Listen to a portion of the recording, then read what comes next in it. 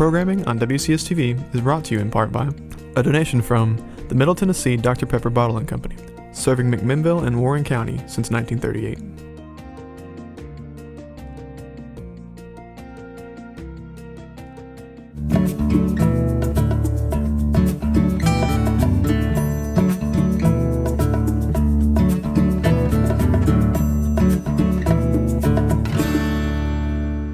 Hello and welcome to another edition of Sit Down with the Director.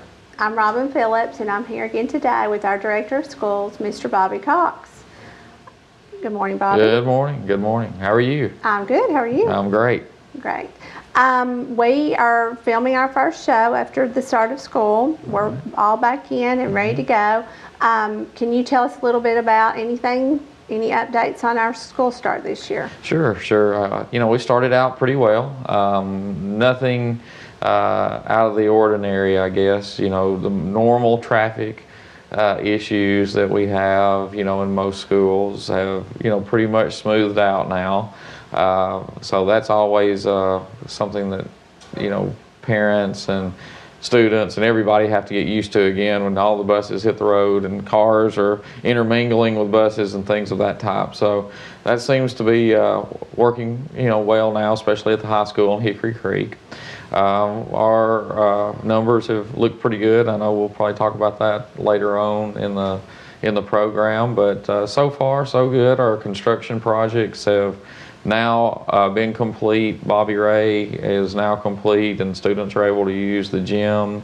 Irving College is being used. Everything's looking good there. And of course the high school project is finished. So we're off and running for the 16-17 school year. Wonderful. And I know they do have a new cafeteria out there. Yes.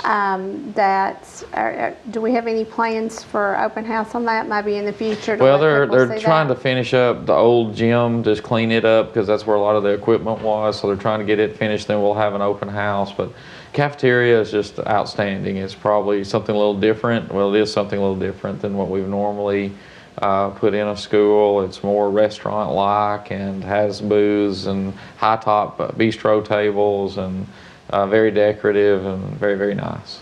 Great. Well, we'll look forward to having maybe an opportunity for the folks to see that at some point. Yeah.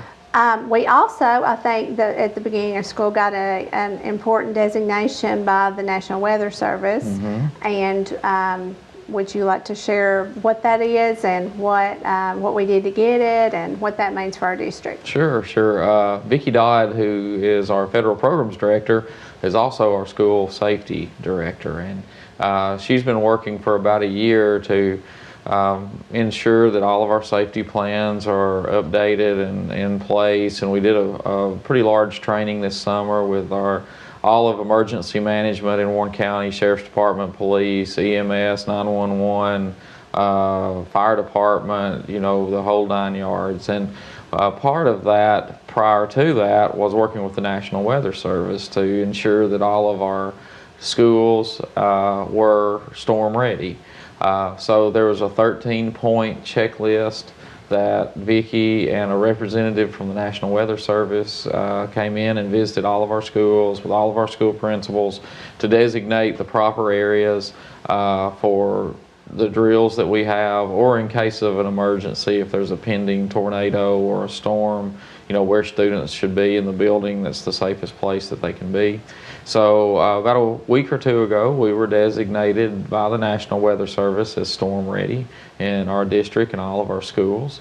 And I think we were the third district in the state to have that designation. So we're very proud of that and very proud of Vicki and the work that she's done and all of our principals. And hopefully we'll never have to use those plans, but we have them if we need them. That sounds great. No. I'm sure that parents as well can feel much more secure knowing that if the worst did happen and we did have a tornado or any type of severe weather, that they could know that we've found the safest spot for their kids and that they are, we checked into that and made sure that is a sturdy spot for them. That's exactly right. And then also just outside of, the regular school day, when we have events at schools, making sure that the public's safe as well. So tried to cover all the all the plans. Not every plan is foolproof, but we try to plan in advance rather than have to react when something happens. And I attended that training as well, and they just did an excellent job of, number one, I think, making all the parties come together to work to get everybody's plan is coordinated in Right. with EMS and all of our county folks and even Upper Cumberland folks, and going through different contingencies so that it really is a comprehensive plan that will be very helpful should something happen. Yes. Okay, also we're in September, and not only we do have Fair Week next week, but we also have Attendance Month, which is another thing we celebrate this month. And this is Attendance Awareness Month, and I know that we wanted to remind folks about how important attendance is, and really that it does make a difference being tardy, being at school, and how that works for the kids and for the whole class, actually. And I know that we do have a visual that Joe's going to put up at this point to show people just a little flyer that they have sent us from the state to go over some of those things. And this is it here.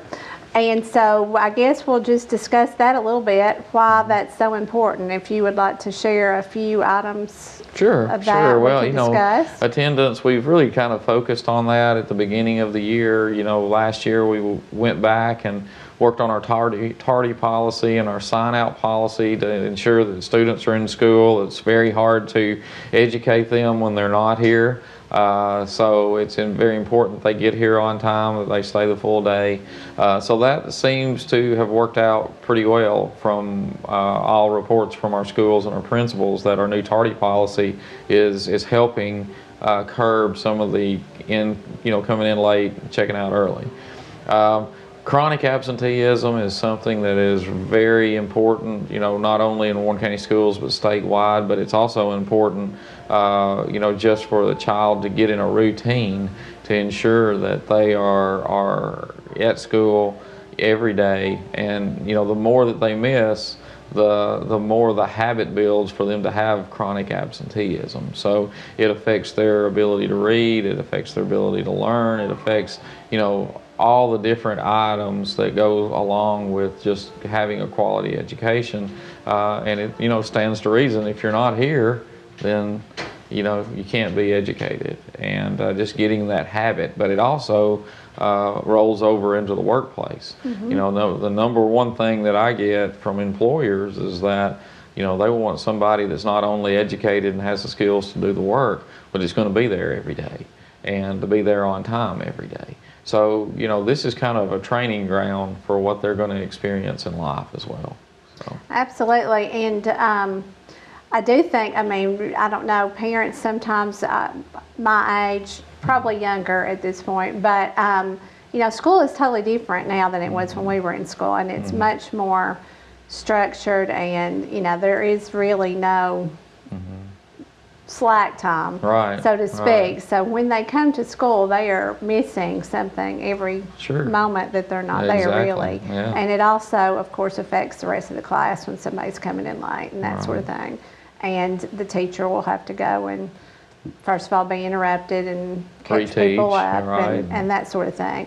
So obviously that is a really important thing. And I'm sure our parents know that obviously attendance is required by state law, and we do have a policy should they need their child to be out for some specific reason, that obviously to be there anytime they can, but if there's something, a sickness or some doctor's appointment or death or something, that they could be excused under our policy, but that anytime you're out, again, you're missing a lot. Back to the tardy policy. I think it's important for parents probably to know, and as a parent myself, it took me a little bit to get this, but if you check your child out of school at the end of the day, that's also considered a tardy. So if you get a note or a message about tardies, or your child falls under the tardy policy and has some consequence at school, that includes early release as part of that term, because that's how we code it for attendance purposes. Exactly. I mean, it's just like missing instruction is missing instruction. Right. And, you know, a lot of times there's athletic events, things of that type where students leave early or students have doctor's appointments. All those are excused. You know, they're excused absences, but they still have to make up the instruction that they, or the work that they miss. So, you know, we're not going to hold a student accountable for, you know, excused absences or for things of that type. But, you know, the tardy policy or just checking out early for the sake of checking out early, that's the things we're talking about. And we're going to work with parents on that. And principals use common sense when they do that. But there again, even though it's an excused absence, you're still missing instructional time. And the more instructional time you miss, the more you have to make up. So it's just best to be here every day. Absolutely. Okay, well, I think I do would advise all the folks at home to check into their child's tardy policy. It is different from last year. It should be in your handbook. Also, I'm sure it's online on your school's website.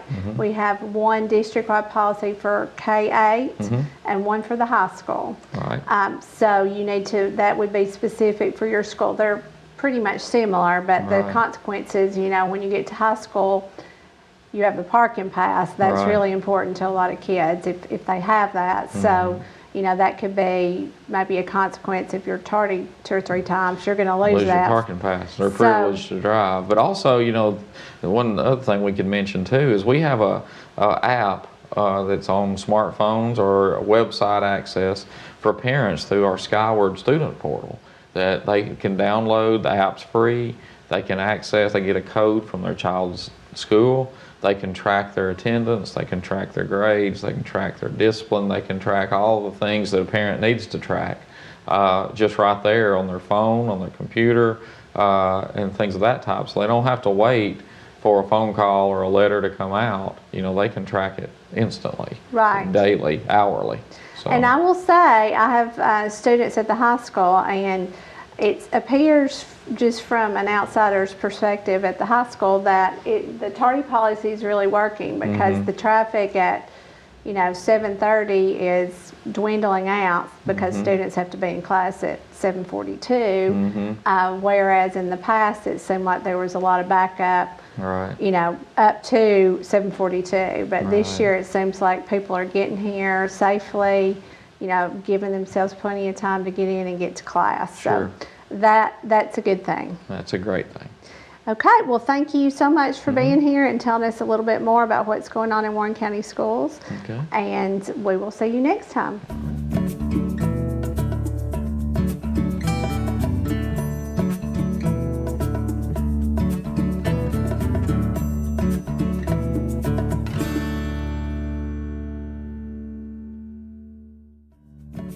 Programming on WCS-TV is made possible in part by a donation from Security Federal Savings Bank, serving its customers with 3 convenient Warren County locations.